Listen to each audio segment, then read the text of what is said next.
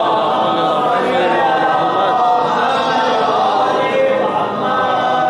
بيته الطيبين الطاهرين المعصومين المظلومين المنتجبين المنتخبين الميامين، لا سيما على الإمام المنتظر والحجة الثاني عشر، واللعنة الدائمة الباقية على أعدائهم أجمعين من يوم ظلمهم إلى قيام يوم الدين.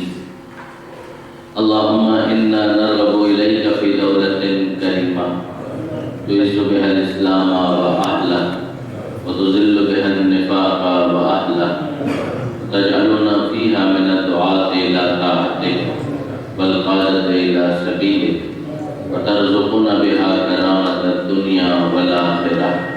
رب اشرح لي صدري ويسر لي أمري واحلل عقدة من لساني يفقهوا قولي واجعلني خالصا لوجهك الكريم يا الله. صل على محمد.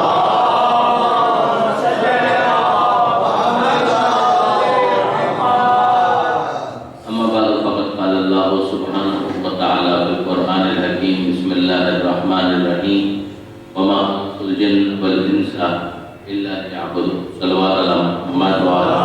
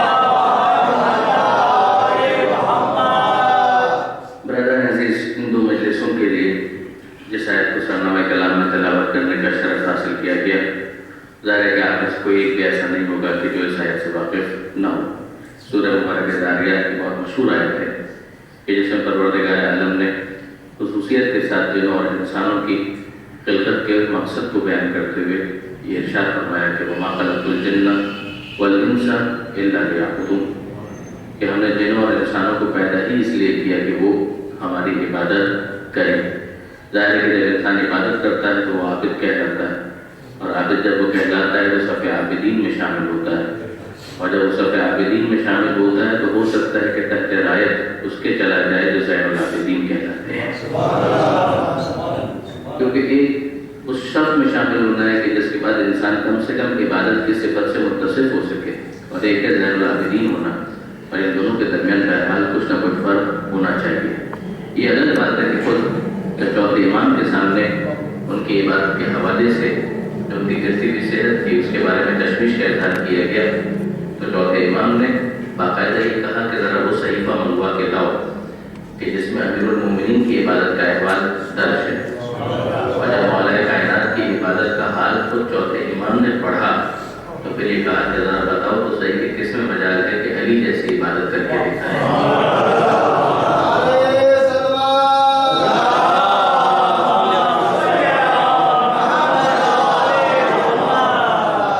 تو ایک طرف وہ کنونشنل عبادت جس کو ہم عام طور پر ٹریڈیشنل ایک روایتی عبادت کے طور پر دیکھتے ہیں جو بالکل عبادت ہے، اس میں کوئی شک نہیں، اور ایک وہ زندگی کا پہلو ہے کہ جہاں پر انسان اگر کسی بھی ایکٹیویٹی میں اپنے آپ کو انوالو کر رہا ہے تو وہ ایکٹیویٹی، وہ فعالیت، وہ کام قربتاً اللہ کے جذبے کے ماتحت ہو رہا ہے، اور جب یہ کیفیت ہوگی تو اس کے بعد چاہے وہ ظاہری طور پر سجدے میں نہ بھی ہو سکتی، وہ سجدہ گزاروں ہی میں شمار ہوتا ہے، چاہے ظاہری طور پر وہ مسلح پر قیام نہ کر رہا ہو مگر اس کا ہر قیام ہوتا ہے۔ تو یہ جو معاملہ ہے، یہ جو پروردگار عالم کی طرف سے اگر خاص عطا کے طور پر کسی کے اوپر یہ لطف ہے، مہربانی ہے، تو وہ معصومین ہے، لیکن اب اس کے بعد ظاہر ہے کہ انسان اس دنیا کے اندر جب آیا ہے تو ان کے لیے رول ماڈل انہیں لوگوں کو بنایا گیا، اور پھر ہماری ذمہ داری بھی یہ قرار دی گئی کہ ان سے جتنا اپنے آپ کو قریب کر سکو، عبادت اگر ان کی دیکھو اور اپنی عبادت کو ان جیسی عبادت بنانے کی کوشش کرو۔ انسان اگر سوشل ورک کر رہا ہے تو درست ہے کہ وہ سوشل ورک کر رہا ہے، مگر اپنے سوشل ورک کو ان جیسا بنانے کی کوشش کرے۔ لہٰذا ہم جانتے ہیں کہ اگر آپ تھوڑا سا دقت کریں اس کے اندر کہ خود اصول فقہ کے اندر اور فقہ کے اندر جو اصطلاحات استعمال ہوتی ہیں وہاں پر بھی ہمیں دو لفظیں ملتی ہیں، ایک ہے تعبدی اور دوسری ہے توسلی۔ اور یہ توسل سین والا نہیں ہے، سوال والا ہے۔ ظاہر کہ جو اہل زبان ہے وہ تو واقف ہے، میں فقط اپنے نوجوان دوستوں کو متوجہ کرنا چاہتا ہوں۔ ایک تعبدی کی اصطلاح ہے اور ایک ہے توسلی، سوال والا۔ اور تعبدی کا مطلب یہ ہوتا ہے کہ وہ عبادتیں کہ جن کے لیے پروردگار عالم نے طے کر دیا ہے کہ یہ عبادت نہیں بنے گی جب تک اسے قربتاً اللہ کے جذبے کے تحت انجام نہ دیا جائے۔ یعنی میں عرض یہ کرنا چاہ رہا ہوں کہ اگر نماز ہے، روزہ ہے، اسی طرح سے کوئی بھی دوسری عبادت جس کو ہم کنونشنل اور ٹریڈیشنل عبادت کے طور پر دیکھتے ہیں، یہ عبادت بن ہی نہیں سکتی، اس پر عبادت کا عنوان ثابت ہی نہیں آ سکتا کہ جب تک قربتاً اللہ کے جذبے کے تحت اس کو انجام نہ دیا جائے۔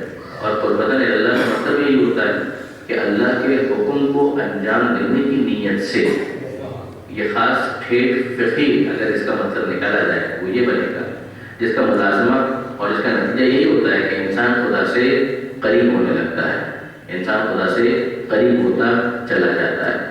لیکن مطلب غور طلب بات یہ بھی ہے کہ خدا سے قریب ہونے کا مطلب کیا ہے؟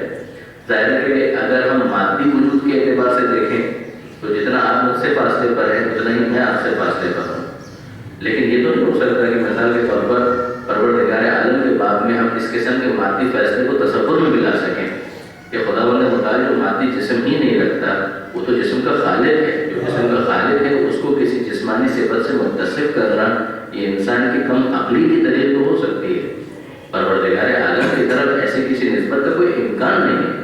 خدا کے اندر بندوں کی صفت تلاش کرنا یہ محال ہے، یہ بندے کا کمال ہوتا ہے کہ اس میں خدا کی صفتیں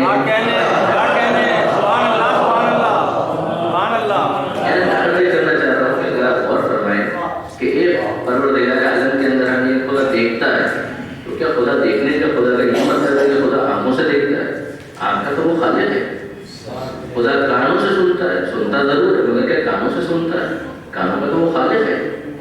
خدا گرفت میں ضرور لیتا ہے مگر کیا ہاتھوں سے گرفت میں لیتا ہے؟ ہاتھوں کا تو وہ خالق ہے۔ تو پروردگار عالم آنکھ نہیں ہے مگر دیکھتا ہے، کان نہیں ہے مگر سنتا ہے، ہاتھ نہیں ہے مگر گرفت میں لیتا ہے۔ تو خدا کی آنکھیں تراشنا، خدا کے کان تراشنا، خدا کے اندر بندوں کی صفتیں تلاش کرنا یہ خدا کا کمال نہیں ہے، یہ خدا کا عیب مانا جائے گا۔ یہ بندے کا کمال ہوتا ہے کہ وہ اللہ بن جائے ہے۔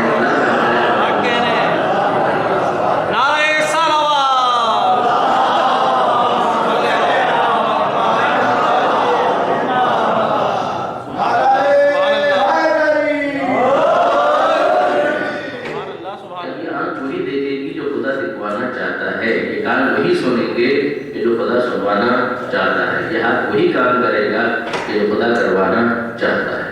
تو اب اس کے بعد ظاہر ہے کہ مجاز کے باب میں تو بڑی وسعت ہے، تو یہ ید اللہ بھی کہلائیں گے، عین اللہ بھی کہلائیں گے اور وجہ اللہ بھی کہلائیں گے۔ پروردگار عالم کے اندر ایسی کوئی مادی صفت نہیں پائی جاتی، خدا کو بھوک نہیں لگتی، خدا کو پیاس نہیں لگتی، یہ سارے کے سارے نقائص ہیں۔ یہ انسان کے اندر کوئی کمال تو نہیں ہے کہ اسے بھوک محسوس ہوتی ہے کہ ہم یہ کہیں کہ پروردگار عالم کو بھی بھوک لگنی چاہیے۔ کمال کی ساری صفات جو ہے وہ پروردگار کے اندر پائی جاتی ہیں اور اسی کو کہا جاتا ہے صفات ثبوتیہ، اور اسی کو بیان کرنے کے لیے ایک جو فریز ہے ہمارے پاس وہ ہے الحمدللہ۔ الحمدللہ علم کلام کے اندر یہ کہا گیا کہ الحمدللہ کے لفظ کے اندر اتنی وسعت ہے کہ تمام کمال کی صفات جو پروردگار کے اندر پائی جاتی ہیں اگر انہیں سمیٹ کر ایک جملے میں کہا جائے تو وہ ہے الحمدللہ، کہ ساری تعریفیں اللہ کے لیے۔ ساری تعریفیں کیوں ہیں؟ کسی تعصب کی وجہ سے نہیں، چونکہ سارا کمال وہاں پر موجود ہے، لہٰذا ساری تعریفیں بھی اسی کے لیے ہیں۔ اگر ساری تعریفیں اس کے لیے ہیں تو وہ اگر کسی کو الحمدللہ ہونے کے باوجود محمد کہہ دے تو پھر وہ کتنا یہ خود اپنی جگہ پر ایک غور طلب معاملہ ہے۔ وہ الحمدللہ کے ایک جملے کے اندر، ایک فریز کے اندر اتنی وسعت ہے کہ تمام صفات ثبوتیہ جو پروردگار کی ہیں وہ اس کے ماتحت آ جاتی ہیں۔ اور پھر دوسری ہے صفات سلبیہ، وہ ایک فریز سبحان اللہ، جو ہم سبحان اللہ کہتے ہیں، سبحان اللہ کا مطلب یہ ہوتا ہے خدا بے عیب بے عیب ہونے کا مطلب یہ ہے کہ کوئی ایسی صفت جو اس کی شان کے لائق نہ ہو وہ اس کے اندر نہیں پائی جاتی. یہ اس کی شان کے خلاف ہے کہ اس کے اندر یہ صفت پائی جائے. مثلا مخلوقات کی صفت ہے بھوک لگنا، پیاس لگنا، یہ سارے وہ معاملات ہیں جو نقائص ہیں، یہ خدا کی شان سے بالاتر ہے. ایک بندہ ہے، ایک انسان ہے، وہ تو یقیناً تھکے گا بھی اور سوئے گا بھی، لیکن کیا پروردگار عالم کے لیے تھکنا کوئی خدا کی محبت ہی میں کہے کہ خدا اتنے کام کرتا ہے تو تھک جاتا ہوگا، تھوڑا آرام کا اس کو بھی موقع دو. تو اگر وہ تھک جائے تو سب کچھ ہو سکتا ہے، خدا نہیں ہو سکتا. اگر وہ سو جائے تو سونے والا ہو وہ خدا نہیں ہو سکتا. یہ بھی شاید ایک وجہ ہے کہ جو کبھی کسی رات نہیں سویا وہ اس رات سو کر بتا رہا ہے کہ مجھے پہچان دو کہ میں معلوم ہے، تاکہ انسان اس اشتباہ سے بھی باہر آ جائے اور وہ جان جائے کہ جو حکم خدا سے ایسی گہری نیند سو جائے پھر سمجھ لو کہ اس کا اختیار تو بہت زیادہ ہے، مگر اس کے باوجود وہ خالق کے مقابلے پر نہیں ہے، خالق کی بارگاہ میں ابدیت کا تحفہ پیش کرنے والوں میں شامل ہے. درود بھیجے گا محمد.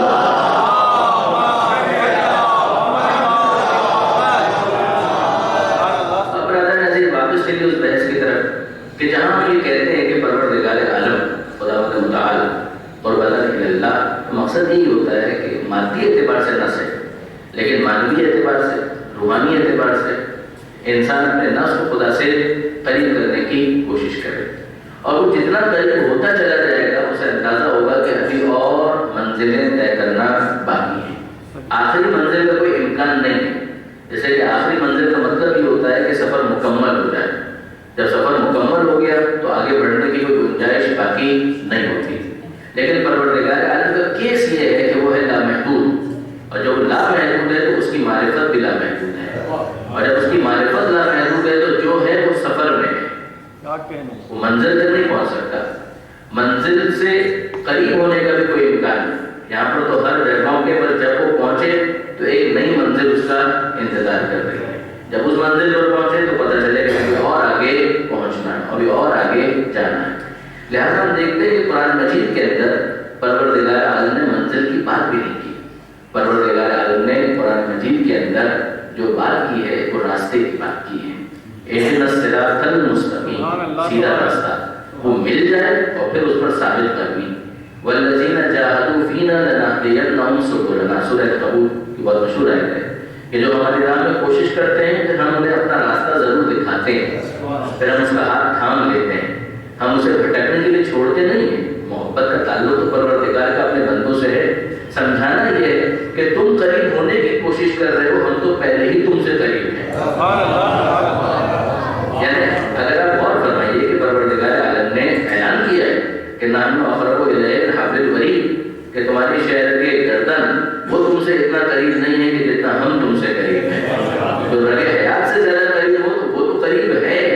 سارا معاملہ یہ ہے کہ عبادتوں کے ذریعے سے ہمیں موقع یہ فراہم کیا جا رہا ہے کہ جو تم سے اتنا قریب ہے تم بھی اس سے اتنا ہی قریب ہوتے ہیں. یہ امکان رکھتا ہے، بالکل امکان رکھتا ہے. یہ ممکن ہے، بالکل ممکن ہے. اور کیا اس امکان کو وقوع میں تبدیل بھی کیا. الوقوع عدل دلیل الامکان، یعنی معصومین کی زندگی اسی لیے ہمارے لیے رول ماڈل بھی ہے کہ انہوں نے کر کے دکھایا کہ تم کہہ دو کیا یہ ممکن ہے، کیسے ممکن نہیں ہے. جب ہو چکا تو کسی چیز کا ہو جانا اس کے ممکن ہونے کی سب سے بڑی دلیل ہے. کہ جہاں غربت اتنی زیادہ ہو کہ تو کمان سے بھی کم کا فاصلہ رہ گیا ہو تو اس کے بعد پھر ایک انسان اس دنیا میں رہتے ہوئے چاہے اس منزل تک نہ بھی پہنچ سکے تو کسی منزل تک تو پہنچے. درود بھیجے گا محمد و آلہ.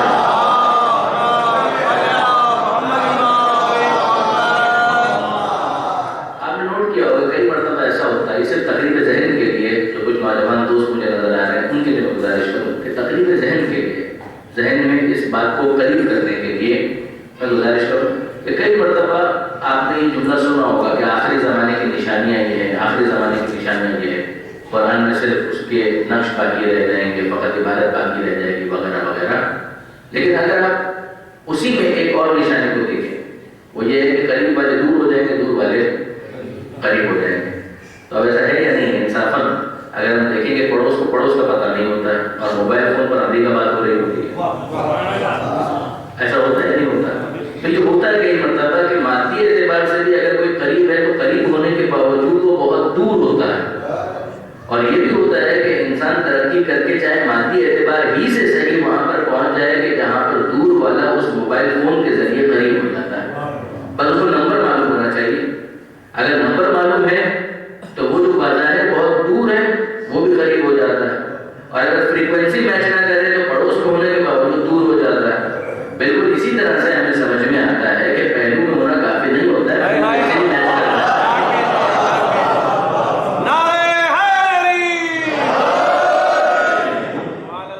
فریکوینسی بھی تو میچ ہونی چاہیے, ورنہ تو قریب والے سے بہت دور ہو جاتے ہیں اور دور والے بھی بہت قریب ہو جاتے ہیں.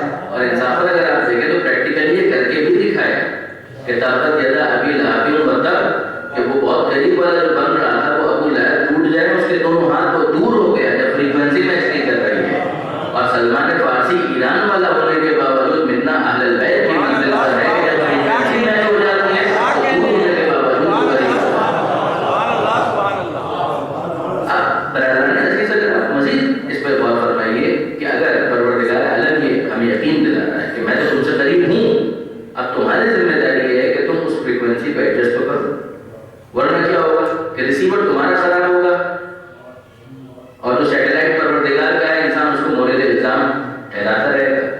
یہ ہوتا ہے, سگنلز موجود ہے تو وہ بہت قریب ہے سگنلز, مگر ان سگنلز کے ہونے کے باوجود اس کی قربت کا احساس اس وقت ہوگا کہ جب آپ ٹیلی ویژن کھولیں گے, ریسیور آن کریں گے اور اس کے بعد اس کے سگنلز اس اسکرین کے اوپر ریفلیکٹ ہونا شروع ہو جائیں. وہ موجود تھے, ایسا نہیں ہے کہ ابھی آئے, موجود پہلے بھی تھے, مگر پہلے اس سسٹم کو آپ نے ڈیولپ نہیں کیا جس کا امکان آپ ہی کے ہاتھ میں تھا.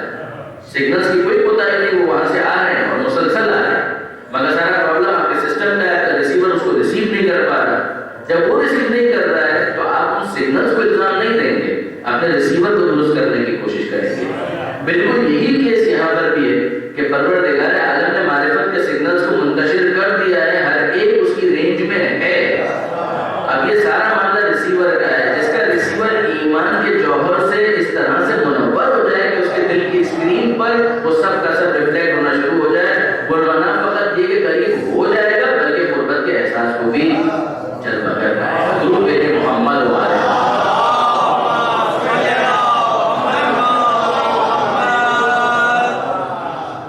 تو برادر عزیز میں عرض کر رہا تھا کہ کچھ چیزیں تو وہ ہیں کہ جن کے بارے میں خدا نے طے کر دیا کہ جب تک اسے للہیت کے جذبے کے تحت انجام نہ دیا جائے عنوان عبادت اس پر صادق ہی نہیں آ سکتا.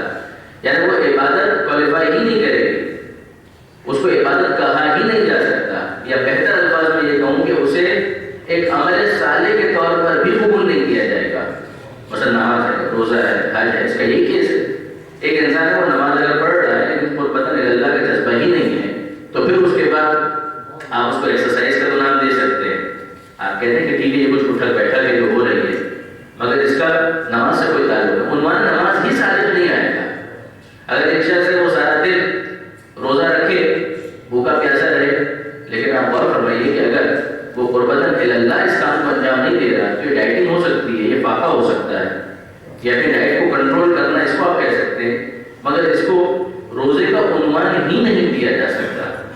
حج کے دوران اگر قربتاً اللہ کی نیت نہیں ہے تو پھر وہ شخص جا رہا ہے, ایک ٹورزم کا معاملہ ہے, پکنک ہے, ایک تفریح ہے, سیاحت کے لیے وہ نکلا ہوا ہے, مگر اس کا عبادت حج سے کوئی تعلق نہیں ہے. جہاد اگر قربتاً اللہ نہ ہو, جیسا کہ آج کل عنوان جہاد استعمال کیا جاتا ہے, مگر فساد کے سوا وہ کیا ہے. تو اگر وہ ہو رہا ہے تو اسے آپ مار پیٹ کریے, جھگڑا اور فساد کریے. جہاد تو وہ ہوتا ہے کہ جو قربتاً اللہ ہو, للہیت کا جذبہ وہاں پر موجود ہو, چاہے وہ قتال ہو یا جہاد اکبر ہو, جو بھی ہو, مگر وہ قربتاً اللہ, ورنہ وہ مار پیٹ ہے. اس کو آپ کوئی بھی دوسرا نام دیجیے مگر اسے عبادت جہاد کہا بھی نہیں جا سکتا. اس کے مقابلے پر اگر میرے نوجوان دوست تھوڑی سی توجہ کریں, کچھ چیزیں ایسی ہیں جو توسلی کہلاتی ہیں سواد کے ساتھ. یہ وہ ہے, وہ سین والا توسل تو عبادت ہے, سواد والے توسل کی بات کر رہا ہوں جو اصول فقہ کی اصطلاح ہے کہ اس کو جب کہا جاتا ہے توسل, اس سے مراد یہ ہوتی ہے کہ صاحب کام تو ہو جائے گا, درست بھی مان لیا جائے گا, عبادت نہیں مانا جائے گا.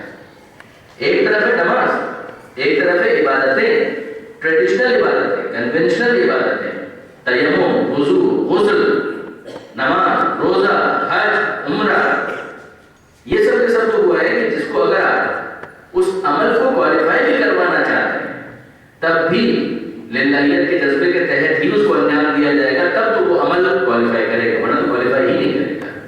دوسری طرف ایک وہ فہرست ہمارے سامنے آتی ہے کہ جس کو کہا گیا سر توسلی ہے۔ کیا مطلب؟ کہ اگر عمل اس کا چاہے وہ للہیت کے جذبے کے تحت نہ بھی ہو، عمل تو مان لیا جائے گا، عمل تو مان لیا جائے گا، مگر اس عمل کو عبادت نہیں کہا جائے گا۔ یعنی ٹیکنیکلی اس میں فرق کیا ہوگا؟ فرق یہ کہ پروردگار عالم نے کہا کہ ماں باپ کے سامنے اف بھی نہ کہو، لا تقل لهما اف ولا تنهرهما وقل لهما قولا کریما، خبردار ان کے سامنے اف بھی نہ کہنا، انہیں جھڑکنا نہیں اور ان سے بات کرنا اچھے طریقے سے۔ یہ پروردگار عالم نے کہا، بالکل صحیح بات ہے۔ اگر ایک شخص اس کام کو انجام دیتا ہے، احترام والدین کرتا ہے، قربتاً الی اللہ نہیں کرتا، دیکھیے اگر وہ قربتاً الی اللہ نماز نہ پڑھے تو مجرم مانا جائے گا، قربتاً الی اللہ روزہ نہ رکھے تو مجرم مانا جائے گا، قربتاً الی اللہ حج نہ کرے وہ مجرم مانا جائے گا کہ تم نے کیوں حکم خدا کو پورا نہیں کیا۔ لیکن یہاں پر کیس کیا ہو گیا کہ ماں باپ کا احترام کرو، ان کے سامنے اف بھی نہ کہو، بے احترامی نہیں ہونی چاہیے، ان کی توہین نہیں ہونی چاہیے۔ ایک شخص ہے وہ احترام بھی کر رہا ہے، ایک شخص ہے وہ ان کے سامنے آواز بلند بھی نہیں کرتا۔ تہذیب اہل محمد یہی ہے۔ لیکن تہذیب اہل محمد نے چیزوں کو بہت زیادہ اہمیت دی گئی۔ چھٹے امام امام جعفر صادق علیہ السلام،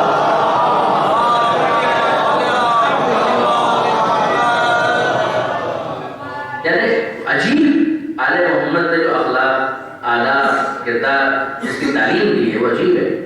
آیت اللہ دستیاب شیرازی نے اب اس کو تردد للباب، یہ بات نکل آئی ہے تو میں اس کو آپ کی خدمت میں عرض کرتا چلوں کہ چھٹے امام کی اس فرمان کو آیت اللہ دستیاب شیرازی نے گناہ کبیرہ کے اندر جہاں ماں باپ کے حوالے سے عاقل والدین کی بحث کی ہے، وہاں پر انہوں نے اس کا تذکرہ کیا ہے اور فرماتے ہیں کہ چھٹے امام نے باقاعدہ یہ پروٹوکول سکھایا کہ ایک وقت آئے گا کہ جب ماں باپ جو ہے وہ بوڑھے ہو جائیں گے، ضعیف ہو جائیں گے، کمزور ہو جائیں گے، تو اگر وہ کمزور ہو جائیں گے تو ظاہر ہے کہ انہیں تمہاری احتیاج ہوگی، ماں باپ کو تمہاری احتیاج ہوگی۔ کل تک وہ تمہیں کھلا رہے تھے، اب وہ اس بات کے حاجت مند ہوں گے کہ ان کے اولاد جو ہے ان کا خیال رکھے۔ چھٹے امام فرماتے ہیں کہ دیکھو جب کبھی تم ماں باپ کو کچھ دو، دینا جتنا اہم ہے اس سے زیادہ اہم ہے کہ کس طرح دیتے ہو۔ دینا جتنا اہم ہے اس سے زیادہ اہم یہ ہے کہ کس طرح سے دیتے ہو۔ اگر آپ مثال کے طور پر کوئی چیز رکھیں بہت اچھی ہو اور فقط رکھ دیں، یہ ایک انداز ہے۔ دوسرا انداز ہے کہ آپ رکھیں اور ساتھ میں کہیں گے لیجیے۔ تیسرا انداز یہ ہو سکتا ہے کہ آپ رکھیں اور رکھنے کے بعد کہیں لے کھا مر، یہ تیسرا انداز ہو سکتا ہے، نعوذ باللہ من ذالک، یہ تیسرا انداز ہو سکتا ہے۔ صرف رکھ دیا ایک انداز، لیجیے یہ دوسرا انداز، اور لے کھا مر یہ تیسرا انداز ہو سکتا ہے۔ مگر آپ انصاف سے مجھے بتائیے وہ تیسرا جملہ سننے کے بعد اس میں کھانے کی ہمت بھی باقی رہے گی، چاہے وہ چیز بہت ہی اچھی ہو، مگر بہت اچھی ہونے کے باوجود جو روحانی طور پہ آپ نے اذیت دی ہے اس کے بعد اس مادی غذا کی لذت کہاں باقی رہے گی، وہ کہاں باقی رہے گی۔ تو چھٹے امام فرماتے ہیں کہ دیکھو جب کبھی بھی تم ماں باپ کو کچھ پیش کرو تو پیش کرنے کا طریقہ یہ ہو کہ تمہارے ہاتھ پھیلے ہوئے ہوں، اس چیز کو اپنے ہاتھ پر رکھو اور پھر ماں باپ کے سامنے اس طرح پیش کرو کہ جیسے کوئی فقیر کسی کو کوئی چیز دے رہا ہو۔ دینے کے باوجود انہیں یہ احساس نہ ہو کہ وہ لے رہے، تمہیں یہ احساس ہو کہ تم دے کر اپنی عزت میں اضافہ کر رہے ہو، ان پر کوئی احسان نہیں کر رہے ہو۔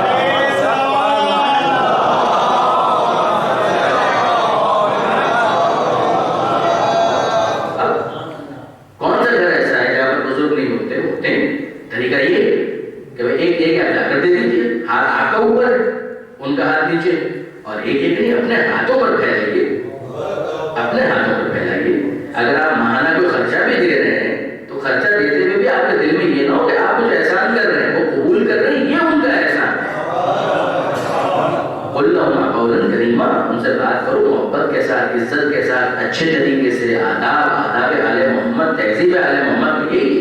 اب اگر کوئی شخص یہ کام قربتاً الی اللہ نہیں کرتا تو بھی اس عمل کو عمل تو مان لیا جائے گا، چاہے اس کو عبادت کی کیٹیگری میں نہ بھی رکھا جائے۔ عبادت یہ اسی وقت بنتا کہ جب اس کام کو بھی قربتاً اللہ انجام دیا جاتا. لیکن چونکہ اگر اس نے قربتاً اللہ اس کو انجام نہیں دیا، درست ہے عبادت نہ کرے، ممکن ہے کہ آخرت میں ثواب نہ ملے، مگر اس عمل کو عمل کے طور پر قبول کر لیا جائے گا. یعنی میں عرض کرنا چاہ رہا ہوں کہ میدان قیامت میں یہ نہیں پوچھا جائے گا کہ تم نے ماں باپ کے ساتھ زیادتی کیوں کی. وہ کہے گا میں نے کہاں زیادتی کی، اور کہا جائے گا بات بالکل درست ہے، زیادتی تو نہیں کی اس نے، چاہے اس کی وجہ سے یہ ثواب کو مستحق نہ ملے کیونکہ اس نے کام کو قربتاً اللہ انجام نہیں دیا. لیکن بہرحال ماں باپ کی توہین کرنے کا مجرم نہیں مانا جائے گا. نماز کے کیس میں تو بات ہی الگ ہے کہ اگر قربتاً اللہ انجام نہیں دیا تو اس کے بعد جو کچھ اس نے انجام دیا ہے اس کو عنوان نماز ہی نہیں دیا جائے گا کہ یہ عمل عمل ہی نہیں ہوا، وہ روزہ روزہ ہی نہیں ہوا، وہ زکات زکات ہی نہیں ہے، وہ خمس خمس ہی نہیں ہے، وہ صدقہ صدقہ ہی نہیں ہے. لیکن جو تعبیر استعمال ہوئی وہ کیا ہے؟ مثلا صدقے ہی کے بارے میں کہ پروردگار عالم جو کچھ بیان کرتا ہے سورہ مبارکہ بقرہ کے اندر ارشاد ہوتا ہے کہ دیکھو لا تبطلوا صدقاتکم بالمن والأذى، اپنے صدقات کو احسان جتا کر اور اذیت پہنچا کر باطل مت کرو. باطل مت کرو، وہ انویلڈ ہو جائے گا، وہ عمل ہی نہیں مانا جائے گا. یہ کون سی للہیت ہے کہ جہاں پر دیا خدا کے لیے ہو اور پھر بندے کے اوپر احسان جتایا جائے. پروردگار فرماتا ہے قول معروف و مغفرۃ خیر من صدقۃ یتبعها اذى. دیکھو اچھی طریقے سے بات کر کے ٹال دینا. کہیں کہ صاحب وہ تو بہت مانگنے والا سائل بھی ہے اور سائل ہونے کے باوجود بدتمیزی بھی کرتا ہے. اچھی طریقے سے بات کر کے ٹال دو. تمہیں کیا پتا کہ اس کے بیک گراؤنڈ میں کیا کیا مصیبتیں اور پریشانیاں ہیں. ٹال دو اس کو. نہیں بات کرنا چاہتے، نہیں دینا چاہتے، کہہ دو کہ میرے پاس گنجائش نہیں، مسکرا کر کہہ دو کبھی گنجائش ہوگی تو ہم دیکھیں گے، مگر اچھی طریقے سے بات کرو. مغفرت کڑوی کوئی بات وہ کرے اس کو نظر انداز کر دو، مغفرت کر دو، مغفرت پردہ ڈال دو، نظر انداز کر دو. خیر یہ بہتر ہے میں نے صدقہ اس صدقے سے یتبعها اذى کہ جس کو دینے کے بعد پیچھے پیچھے اذیت چلی آئے. یہ جو اذیت دی جا رہی ہے کہ اس کے مقابلے میں ڈال دینا، نظر انداز کر دینا بہتر ہے. ورنہ ایسا صدقہ وہ مانا جائے گا کہ خدا ہی ملا نہ بسال سلام، پیسہ بھی گیا اور للہیت بھی ہاتھ نہیں آئی.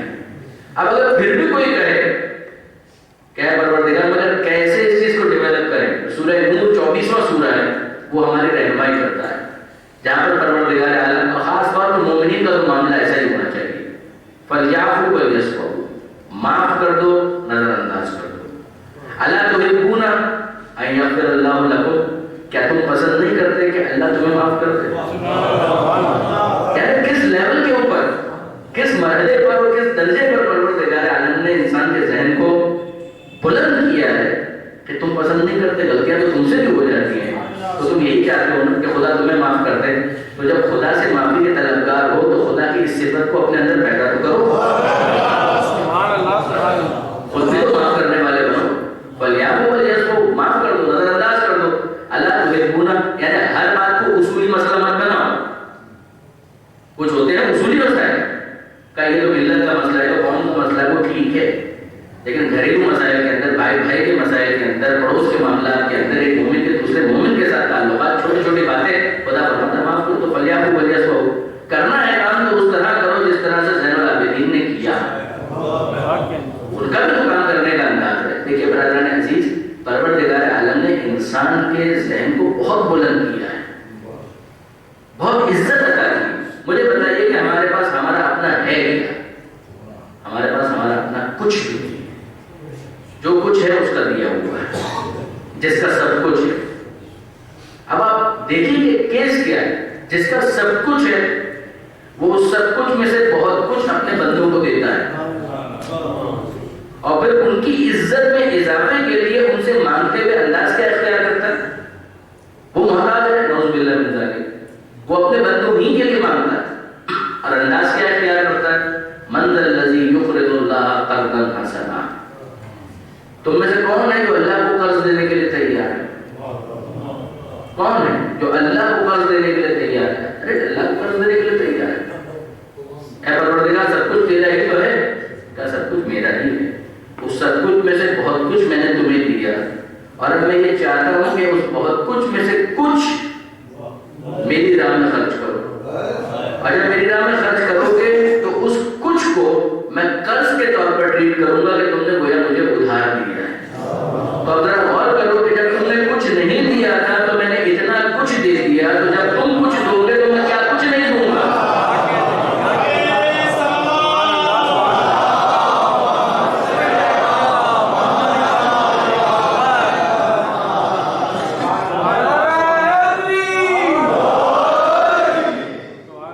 سب کچھ اس کا بہت کچھ دیتا ہے اور پھر قرض کے طور پر کچھ مانگتا ہے, سب کچھ نہیں مانگتا, کچھ مانگتا ہے.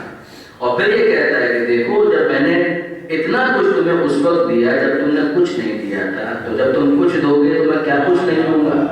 اور پھر اس کے بعد کمپیریزن بڑا عجیب ہے, کمپیریزن بڑا عجیب ہے کہ یہ بندوں کا ضرب ہے کہ وہ مانگتا کچھ ہے اور بندے کچھ بھی دینے کے لیے تیار نہیں ہوتے, اور وہ آل محمد کا ضرب ہے کہ وہ مانگتا کچھ ہے اور یہ سب کچھ دینے کے لیے تیار ہو جاتا ہے.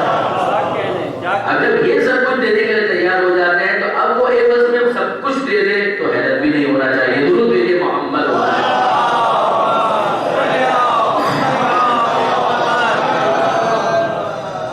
قرآن کی آیت ہے 14 پارے کی پہلی آیت سورہ آل عمران کے اندر کہ لن تنالوا البر حتی تنفقوا مما تحبون, کہ تم اس وقت تک نیکی کے کمال کو نہیں پہنچ سکتے جب تک اس میں سے کچھ مما تحبون میں نے تبیزیہ ہے عربی کے اعتبار سے کہ جب تک تم اس میں سے کچھ خدا کی راہ میں خرچ نہ کر دو تو خود تمہیں بہت پسند ہے. جب آل محمد کی سخاوت کی بات کرتے ہیں کہتے ہیں چوتھے امام نے اس طرح سے سخاوت کا مظاہرہ کیا ہے اور باقاعدہ عملی طور پر کر کے دکھایا ہے, تو انصافاً ہم دیکھتے ہیں کہ واقعاً عجیب انداز ہے کہ جو کچھ ہے اس میں سے بہت کچھ بلکہ کئی مرتبہ سب کچھ خدا کی بارگاہ میں دے دیں. آپ امام حسن علیہ السلام کے واقعات کو دیکھ جائیے, امام معصوم کو دیکھ جائیے, امیر المومنین کو دیکھ جائیے, پیغمبر اکرم کو دیکھ جائیے, جناب سیدنا کو دیکھ جائیے. یہ سارے کے سارے وہ کہ مانگتا خدا کچھ ہے اور وہ سب کچھ دینے کے لیے تیار ہو جاتے ہیں. لن تنالوا البر, تم نیکی کے کمال کو اس وقت تک نہیں حاصل کر سکتے حتی تنفقوا, جب تک تم اس میں سے کچھ خدا کی راہ میں نہ دے دو جو خود تمہیں بہت پسند ہے. یعنی عرض کرنے کا مطلب یہ ہوا کہ اگر آپ دیکھیں کہ ایک تو وہ کیفیت ہوتی ہے کہ جہاں پر ایک انسان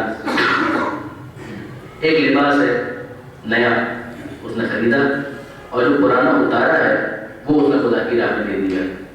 خیر کا کام تو یہ بھی ہے, برا کام یہ بھی نہیں ہے, خیر کا کام یہ بھی ہے, ثواب اس پر بھی ہے اگر خدا کے لیے دیا. مگر یہ خیرات کا ایک کام تو بنے گا مگر نیکی کا کمال نہیں بنے گا. اس لیے کہ بہرحال اس میں سے تو نہیں ہے کہ جو خود ہمیں بہت پسند تھا, ورنہ تو اتار کیوں رہے ہوتے.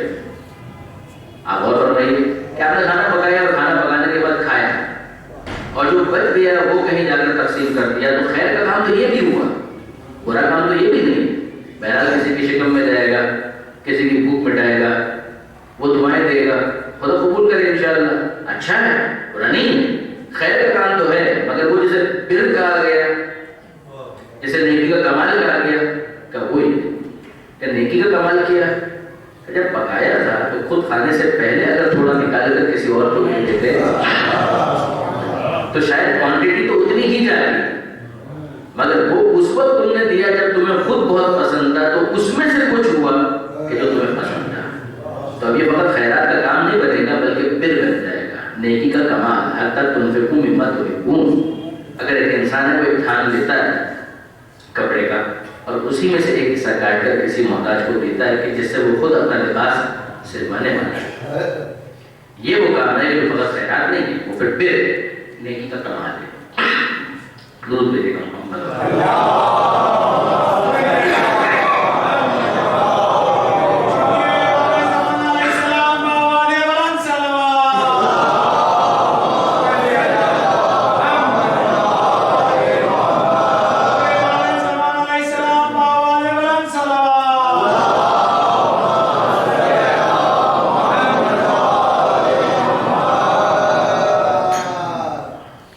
تو اب اس کے بعد کیفیت یہ ہے کہ ایک انسان جب اس کمال کو حاصل کرے اور اپنی زندگی کا حصہ بنا لے, اپنے کردار کا حصہ بنا لے, تو پھر وہ اس کام کو پروموٹ کرے. پھر یہ بھی نہیں ہے کہ اپنی ذات تک اس کو محدود رکھے. مثلا محترم قرآن مجید کے اندر ایک دوسری آیت ہماری رہنمائی کرتی ہے کہ تعاونوا علی البر والتقوی، کہ دیکھو یہ جو بر ہے ان کاموں کے اندر ایک دوسرے کے ساتھ تعاون کرو، کوآپریٹ کرو، والتقوی اور تقوی کے کاموں میں ایک دوسرے کا ساتھ دو، ولا تعاونوا علی الاثم والعدوان۔ جب معاشرے میں تم دیکھو گے تو تمہیں دونوں طرح کے افراد نظر آئیں گے، کم صحیح مگر ایسے بھی ہوں گے جو بر اور تقوی کے کام کر رہے ہوں گے، وہ نیکی کی جس کی وسعت بہت زیادہ ہو وہ بر، تقوی کے کام کرنے والے کم ہوں گے مگر ہوں گے معاشرے کے اندر، ان کو ڈھونڈو، خود اس صفت سے متصف ہو جاؤ اور پھر ان ایکٹیویٹیز کو معاشرے کے اندر پروموٹ کرو، اس کی ترویج کرو۔ ولا تعاونوا علی الاثم والعدوان، اور تمہیں ایسے بھی افراد نظر آئیں گے کہ جو گناہ کے کاموں کو ترویج دے رہے ہوں گے، ان کو پروموٹ کر رہے ہوں گے، ان کو پروپیگیٹ کر رہے ہوں گے، جو ظلم کے کاموں کو آگے بڑھا رہے ہوں گے۔ خبردار، ولا تعاونوا علی الاثم والعدوان، ان کو کرنے دو، روک سکتے ہو تو روکو، نہیں بھی روک سکتے ہو تو کم سے کم اس میں پارٹی مت بنو، اس میں ساتھ مت دو۔ وقت انسان کے پاس بڑا محدود ہے، زندگی بہت محدود ہے، گزر جائے گی، کسی بھی طریقے سے انسان گزارے وہ گزر جائے گی، مگر گزارنے کی ایک روش یہ ہو سکتی ہے کہ وہ بر اور تقوی کے کاموں کے اندر ساتھ بن کر، ساتھی بن کر ان کو آگے بڑھانے میں اپنا وقت لگائے۔ پروردگار کا مطالبہ یہ ہے، ولا تعاونوا علی الاثم والعدوان، اس میں بھی اگر زندگی گزارو گے گزر تو جائے گی، مگر پھر یہ وہ زندگی نہیں ہوگی کہ جس کو کسی بھی اعتبار سے یہ کہا جا سکے کہ ہاں واقعہ اس نے اپنی زندگی کو زینت دی۔ اصل مسئلہ کیا ہے برادران عزیز؟ انسان اگر بعد نظر میں سپرفیشلی سطحی نظر سے اگر دیکھتا ہے تو کچھ ایسی چیزوں میں اسے رنگینی نظر آتی ہے کہ جس کا الٹیمیٹ نتیجہ بہت خراب ہوتا ہے۔ آپ دیکھیں گے کہ پروردگار اعلیٰ نے فہرست بیان کی ہے، زُيِّنَ لِلنَّاسِ حُبُّ الشَّهَوَاتِ مِنَ النِّسَاءِ وَالْبَنِينَ وَالْقَنَاطِيرِ الْمُقَنطَرَةِ مِنَ الذَّهَبِ وَالْفِضَّةِ، کہ انسانوں کے لیے مزین کر دی گئی ہے، زینت دے دی گئی ہے لوگوں کے لیے، بہت ساری خواہشات، یہ بھی ہو جائے اور وہ بھی ہو جائے اور یہ بھی ہو جائے اور وہ بھی کر لیا جائے۔ من النساء، جنسی معاملات ہے، انسان اس کے اندر ایک کشش محسوس کرتا ہے، والبنین، اولاد کے معاملات ہے، اس کے اندر وہ کشش محسوس کرتا ہے، اس کے اندر وہ زینت محسوس کرتا ہے۔ کیا برا ہے؟ کہا اگر ان کو صحیح سمت میں رکھا جائے تو کچھ برا نہیں ہے۔ Excess of anything is wrong, کسی بھی چیز کو اس کے لمٹ سے آگے لے جانا وہ گڑبڑ ہے، ورنہ اسلام کے مناسب سے زیادہ دین تو نہیں ہے۔ لیکن آپ انصاف سے مجھے بتائیے، ایک ہے فیملی لائف، اس فیملی لائف کے اندر ایک انسان اپنے گھر والوں کے ساتھ زندگی گزارنا اسلام کو بہت پسند کرتا ہے، اس کو وہ تو کہتا ہے کہ اگر شادی شدہ زندگی انسان گزار رہا ہے تو اس کی 2 رکعت نماز، فقط 2 رکعت نماز تھوڑی ہے، وہ 70 نمازوں کے برابر اسے ثواب دلا دے گی ایسے شخص کی کہ جس نے شادی نہیں کی ہے۔ یہ شادی کر کے گویا پروردگار عالم کے کام کو آگے بڑھا رہا ہے۔ تو پروردگار چاہتا تھا کہ خاندان آباد ہوں، ایسے خاندان کی پرورش کی جائے کہ جو اسلام کے کام آئے، زمانے کے امام کی نصرت کرنے والا خاندان ہو۔ تو کتنی چیزیں ہیں، یہ شخص ذمہ داری اپنے کاندھوں پر لے رہا ہے، وہ کہتا ہے کہ میں خدا کا نمائندہ بن کر اپنے خاندان کے نام و نفقے کی ذمہ داری اٹھا رہا ہوں۔ تو پسند ہے کہ یہاں تک تو ٹھیک ہے، مگر اگر اس کی کل توجہ انہی چیزوں کی طرف ہے اور باقی تمام تر چیزوں سے وہ غافل ہو جائے، کہا کہ یہ ایکسیپٹیبل نہیں، یہ بڑی سطحی نظر ہے، یہ بڑا سپرفیشل معاملہ ہے کہ وہ انہی چیزوں کے اندر اپنی زندگی گزار دے۔ زُيِّنَ لِلنَّاسِ حُبُّ الشَّهَوَاتِ مِنَ النِّسَاءِ وَالْبَنِينَ، ہے تو صحیح ہے سب، اسی کو کنٹرول کرنا ہے، اسی کے مقابلے میں تو تقویٰ ہے، پیسہ جمع کر لو، سونا چاندی یہ کر لو، ٹھیک ہے، اگر حلال کے ذریعے سے ایک لمٹ ہو تو کوئی مسئلہ نہیں۔ اگر ایک شخص سطحی نظر سے دیکھے تو اس کو زینت اسی میں نظر آئے گی، اور اگر اس کے ذہن کے اندر وسعت پیدا ہو جائے تو پھر کیفیت یہ ہوگی کہ اسے نہیں کہنا پڑے گا، اسے نہیں کہنا پڑے گا، اس کا عمل کسی اور کو نہیں، شیطان کو مجبور کر دے گا یہ اعلان کرنے کے اوپر کہ یہ کسی اور کی زینت نہیں ہے۔ اگر عبادت کرنے والوں کی زینت ہے تو یہی طے لا کے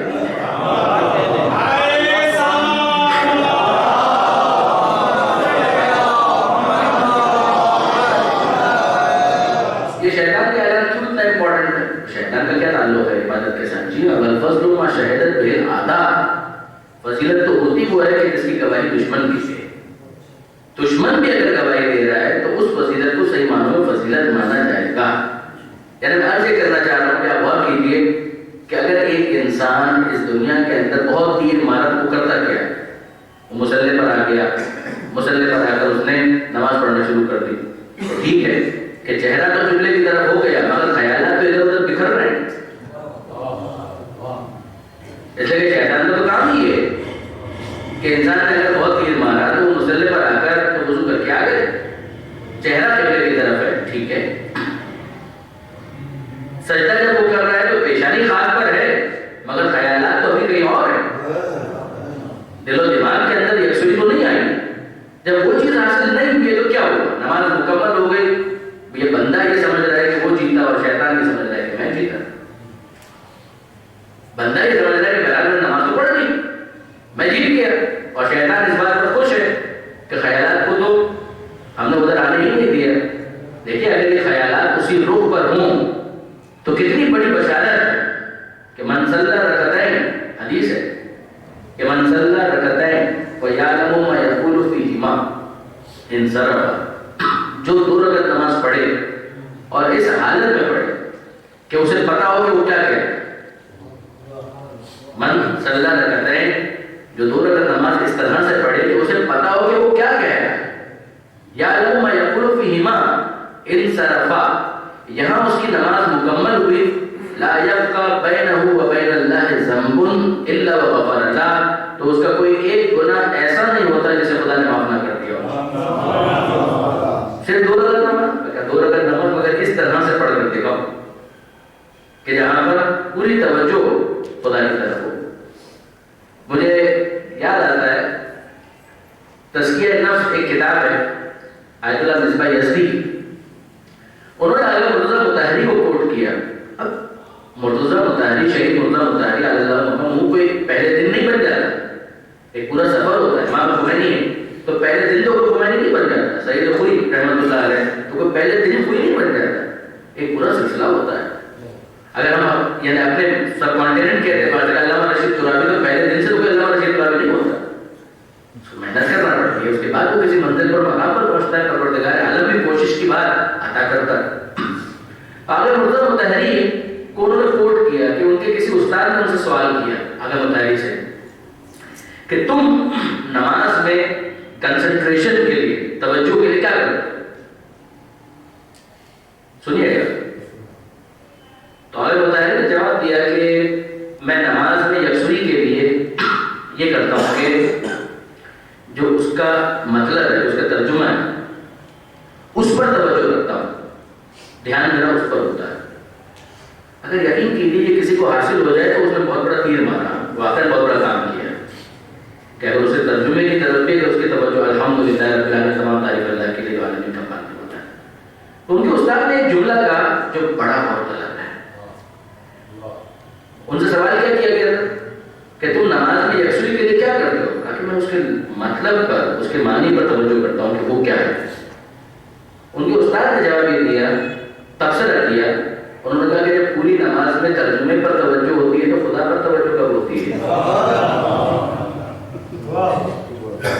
اب یہ زینہ بزینہ آگے بڑھنے والی بات، اسٹیپ بائی اسٹیپ آگے بڑھنے والی بات. حدیث آپ نے سنی کہ 2 رکعت نماز اس طرح سے اگر کوئی پڑھے تو اسے پتا ہو کہ وہ کیا کہہ رہا ہے.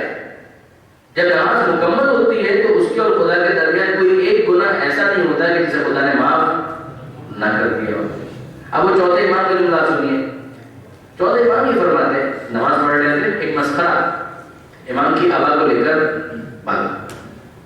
ایسے ہوتے ہیں ہر معاشرے کے اندر غیر تربیت یافتہ افراد جو اسی قسم کی حرکتوں کو اپنا افتخار سمجھتے ہیں. وہ امام کی آبا کو لے کر دوڑ بھاگا. امام نے نماز پڑھ رہے ہیں. جب نماز مکمل ہو گئی تو کسی نے یہ کہا کہ مولا وہ آپ کی آبا لے کر بھاگا، آپ نے تو سجانے دیا. یعنی انصاف اگر آپ دیکھیں تو ہم کیا ایکسپیکٹ کرتے ہیں؟ یہ کچھ نہیں اور کچھ نہیں تو ہاتھ سے ہی اس کو پکڑ لیتے، قبلہ جو ہے اس کو تبدیل کیے بغیر ہاتھ سے ہی پکڑ لیتے. اور کوئی نہیں تو اللہ اکبر اتنا زور سے تو بولتے کہ کوئی دوسرا سنتا کہ یہ میری آبا لے کر بھاگ رہا ہے. تو امام نے اس کو ڈانٹتے ہوئے جملہ کہی. چوتھے امام کی بات کر رہا ہوں. ڈانٹتے ہوئے کہا خدا نماز کے اتنے ہی حصے کو قبول کرتا ہے کہ جس میں بندے کی توجہ بھی خدا کی طرف ہو. اب وہ شاید جو ہے وہ پریشان ہو گیا کہ میں پوچھ کے پھنس گیا. کل مولا پھر ہم تو گئے اس لیے ہماری نمازیں تو اس طرح کی ہوتی نہیں ہے. تو اب امام یہ فرماتے ہیں کہ نہیں، جو کمی رہ جاتی ہے وہ جو تم نافلہ نمازیں پڑھتے ہو اس کے ذریعے سے خدا اس کمی کو کمپنسیٹ کر دیتا ہے. اب برادر عزیز، خدا کو نافلہ نمازوں کے ذریعے سے اس واجب کی کمی کو کمپنسیٹ کر دیتا ہے، مگر ہمارے گجراتی میں کہتے ہیں واندہ. ایک واندہ ہے کہ جہاں واجب نمازوں کے واندے ہو وہاں پر نافلہ نمازوں کی بات آئے گی. جہاں واجب نمازیں نہیں پڑھی جائے وہاں پر یہ کہا کہ سب نافلہ نمازوں کے کمپنسیٹ تو اس وقت ہوگی جب نافلہ پڑھیں گے، یا تو واجب نہیں پڑھی جا رہی ہے اور اگر نماز ہے وہ بوال لگ رہی ہے اور دعویٰ ہے کہ نبائے زین العابدین کا، تو کہتے کیا ہوگی برادر عزیز؟ اب برادر عزیز کیفیت آگے بڑھیں گے کہ ایک طرف وہ نماز ہے کہ جس کے اندر رخ قبلے کی طرف ہے، خیالات ادھر ادھر ہو رہے ہیں. جیسے کہ میں عرض کر رہا تھا کہ نماز مکمل ہوتی ہے، ایک طرف بندہ اپنے آپ کو مطمئن کرتا ہے کہ ہم جیت گئے، ہم نے شیطان کو شکست دے دی، اور دوسری طرف شیطان ہے کہ جو کچھ ہو رہا ہوتا ہے کہ رخ قبلے کی طرف تھا مگر خیالات ادھر ادھر تھے، توجہ تو کچھ بھی نہیں کی. تو ایک طرف وہ یہ کہہ رہا ہے کہ وہ جیتا اور ایک طرف بندہ یہ کہہ رہا ہے کہ میں جیتا. تو کوئی نماز تو ایسی ہونی چاہیے کہ جب وہ مکمل ہو تو بندے کو کچھ نہ کہنا پڑے، شیطان خود پکار اٹھے کہ میں ہار گیا، انت زین العابدین، کہ وہ بہکانے کی اپنی پوری کوشش کر رہا ہے. شیطان بڑا کمیٹڈ ہے برادر عزیز. ابلیس پورے کمٹمنٹ کے ساتھ کام کرتا ہے، غلط کرتا ہے مگر کمٹمنٹ کے ساتھ کام کرتا ہے. آپ نے دیکھا ہوگا شراب بیچنے والے بھی بڑی کمٹمنٹ کے ساتھ شراب بیچتے ہیں. یہ کچی شراب نہیں کہ جس کو پینے کے بعد کبھی کبھی خبریں آ جاتی ہیں، مگر جو مغربی دنیا کے اندر یہ برا کام بھی کرنے والے ہیں، جو ایک اڈا بھی اگر چلا رہے ہیں تو بڑے کمٹمنٹ کے ساتھ چلا رہے ہیں، بڑے ڈسپلن کے ساتھ چلا رہے ہیں. تو وہ کر بھی رہے ہیں، غلط کام بھی کر رہے ہیں تو بڑے کمٹمنٹ کے ساتھ کر رہے ہیں. اس کی مثال ہمارے سامنے ابلیس ہے. اس کے ساتھ دوسری مثالیں 10,000 مل جائیں گی، کل شاید مزید بات بھی اس پر. لیکن آپ غور فرمائیے برادر عزیز کہ یہ ہے کمٹمنٹ برے کام کے اندر اس میں ورود. اور دوسری طرف ہم دیکھتے ہیں کہ جو نیکی کے کام انجام دینے والے ہیں جب وہ کمٹمنٹ کے ساتھ اسی کام کو انجام دیتے ہیں تو پھر کیا کہتے ہیں؟ ذہن کہاں سے کہاں پہنچ جاتا ہے، ذہن کے اندر کتنی وسعت آ جاتی ہے. مجھے برادر عزیز نے متوجہ کیا کہ آج شاید کی محفل جناب فضا سے بھی منسوب ہے. لیکن آپ غور فرمائیے، ایک خاتون جو ایک گھر کے اندر کنیز بن کر آ گئی، دنیاوی اعتبار سے دیکھیں تو اس کے اندر کوئی زینت نہیں ہے، کوئی زینت نہیں. کنیز ہے، کام کرے گی بیچارے، مگر اس کے ذہن کے اندر وسعت کتنی ہے، کتنی وسعت ہے. عبداللہ ابن مسعود رضی اللہ تعالیٰ عنہ جب جناب فضا در جناب سیدہ سے باہر آ رہی تھی اور جناب عبداللہ ابن مسعود نے دیکھا کہ فضا ہے تو انہوں نے جناب فضا کو سلام کیا. اب ظاہر ہے کہ جناب فضا سن رسیدہ خاتون ہے اور آداب اسلامی یہی ہے کہ اگر سن رسیدہ خاتون کو سلام کیا جائے ورنہ ایک واسطہ رکھا جائے. جناب عبداللہ ابن مسعود نے سلام کیا اور جناب فضا نے جواب دیا. جناب عبداللہ ابن مسعود ایک تبصرہ کرتے ہیں اور وہ کہتے ہیں کہ اے فضا کیا کہنا، تم نے تو جنت کما لی. جناب فضا وہ کہتی ہیں کہ اے عبداللہ کس جنت کی بات کر رہے ہو. اب یہ فضا وہ ہے کہ جو متکلمہ بالقرآن اس تربیت کی وجہ سے زندگی کا ایک پورا حصہ انہوں نے قرآن کے ذریعے سے ہی گفتگو کی ہے. ابھی جناب عبداللہ ابن مسعود شوق ہو گئے کہ کیا بول رہی ہیں، یہ مجھ سے پوچھنے کون سی جنت کی بات کر رہے ہو. اچھا انصاف سے جناب فضا کا جو بھی جواب ہے اس کو اینالائز کرنے کے لیے اس دعا پر غور کریں جو عام طور پر ہم مرحومین کے لیے مانگتے ہیں. وہ جنت ملے گی، مرنے کی بات ملے گی. ہم دعا کیا مانگتے ہیں؟ جنت مل جائے. عام طور پر دعا یہ ہوتی ہے جو معرفت کے ساتھ ہوتی ہے وہ یہ ہوتی ہے کہ اے پروردگار جنت میں جوار معصومین میں جگہ عطا فرما، جوار معصومین میں جگہ عطا فرما، معصومین کے جوار میں، معصومین کے پڑوس میں جگہ عطا فرما. یہی ہوتی ہے دعا. اب یہ جناب عبداللہ ابن مسعود کہتے ہیں کہ اے فضا آپ کو نہیں معلوم جنت کیا؟ نہیں سمجھ پا رہی ہم کس کی بات کر رہے ہیں؟ سب وہی جس کا تذکرہ قرآن کے اندر آیا ہے کہ وہاں پر نہریں ہوں گی، محلات ہوں گے، باغات ہوں گے، آپ اس جنت کو نہیں جانتے؟ جناب فضا کہتی ہیں اے عبداللہ اتنا عرصہ ہو گیا پیغمبر کی صحبت میں رہتے ہوئے ابھی بھی معرفت حاصل نہ کر سکے۔ اب جناب عبداللہ ابن مسعود اور زیادہ شوق ہوئے کہ میں نے ایسی کیا بات کہتی ہے کہ جو فضا مجھے بے معرفت بتا رہی ہے۔ جناب فضا کہتی ہیں اے عبداللہ اتنا عرصہ گزر گیا، مجھے ایک بات بتاؤ، کمپیر اگر کرو گے، تقابل اگر کرو گے تو میں اس جنت پر کیا اس جنت کو قربان کر سکتی ہوں جو اس وقت مجھے حاصل ہے؟ تم مجھے کہہ رہے ہو وہاں جنت ملے گی، مل جائے اچھی بات ہے، مگر یہ جنت میرے لیے تو یہی جنت ہے جو اس دروازے کے پیچھے ہے جس سے بھی میں باہر آئی ہوں۔ اس کے اندر جو کچھ ہے میں اسی کو جنت سمجھتی ہوں۔ کیا جنت کا مقابلہ اس سے کیا جا سکتا ہے؟ یعنی میں اپنے الفاظ میں کہوں کہ کہاں معصومین کے جوار کی وہاں پر دعا ہو اور کہاں معصومین کے گھر میں رہنے کا موقع یہاں مل جائے۔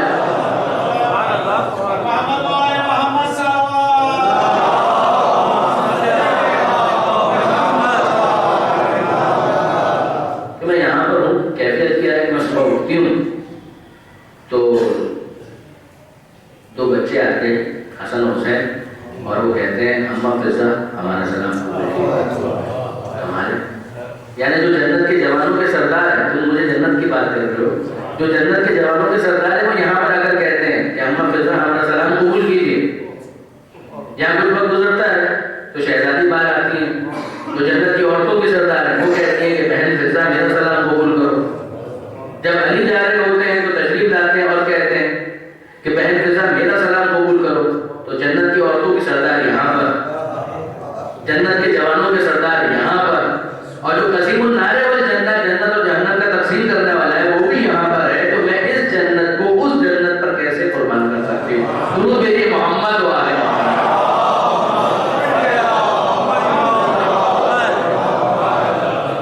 یہ ذہن اور نگاہ کے اندر وسعت کا معاملہ ہے۔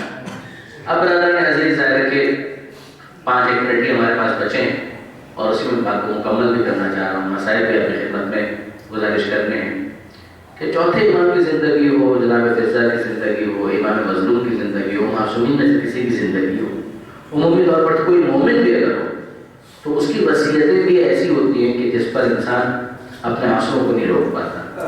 کوئی عزیز ہے، رشتے دار ہے، ہم یہ دیکھتے ہیں اس نے اپنے وقت آخر کیا کہا تھا، کیا اس کی وصیت تھی۔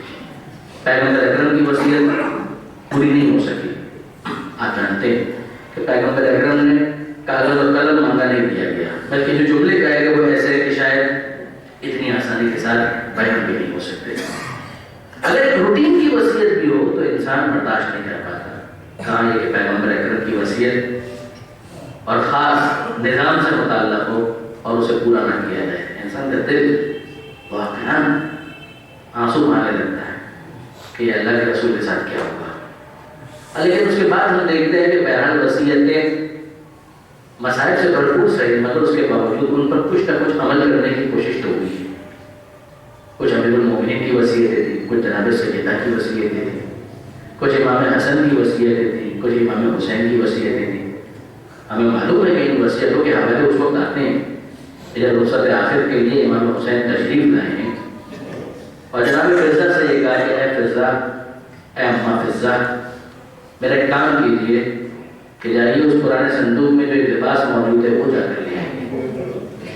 اور جناب فضا گئی اور جناب زینب سے چھپتے ہوئے کہ جناب زینب کی نگاہ نہ پڑ جائے تو صندوق کو کھولا اور اس لباس کو نکالا، اور جناب زینب نے جب دیکھا کہ جناب فضا کو چھپاتے ہوئے لے جا رہے ہیں تو جناب زینب نے کہا کہ اماں فضا کیا دیکھا؟ کہا کہ شہزادی آپ کے بھائی نے کچھ منگایا ہے وہ لے کر اماں فضا مجھے بھی تو دکھائیے کہ کیا ہے؟ کہا کہ نہیں شہزادی بھائی نے منع کیا ہے کہ میں آپ کو نہ بتاؤں۔